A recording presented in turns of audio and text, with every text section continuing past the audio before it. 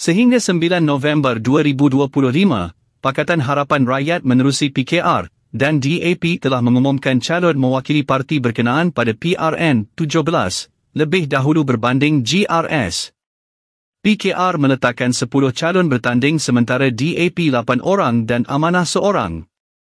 Mustafa Sakmod yang juga pengerusi PKR Sabah dan Christina Liu tidak tersenarai.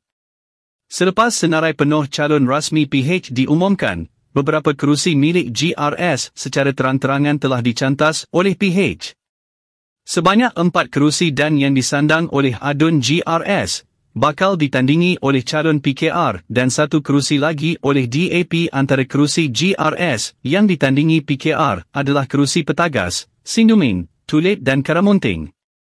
Situasi ini memberi tamparan hebat kepada 3 adun penyandang dari GRS, iaitu Awang Ahmad Shah, Dr. Yusof Yaakob dan Flofia. Tidak terhenti di situ, PKR turut membawa masuk Ketua Bahagian Gagasan Rakyat dan Melalap iaitu Jamawi Jaafar dan Ketua Bahagian Karamunting George Hill. Situasi ini mengesahkan bahawa Jamawi antara 3 calon lain up TYT yang bakal bertanding selaku calon PKR.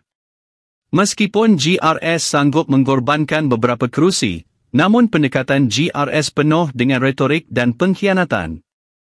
HGG tidak mengorbankan kerusi berpotensi tanpa pulangan menguntungkan.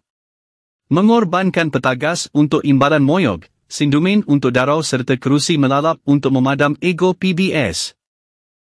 Merelakan PKR dan DAP bertanding di kerusi milik adun GRS juga ibarat menarik rambut dalam tepung, memberi laluan DAP bertanding. Hakikatnya undi GRS diberikan kepada calon star yang juga anak kepada Robert Tawik dan Elron Angin.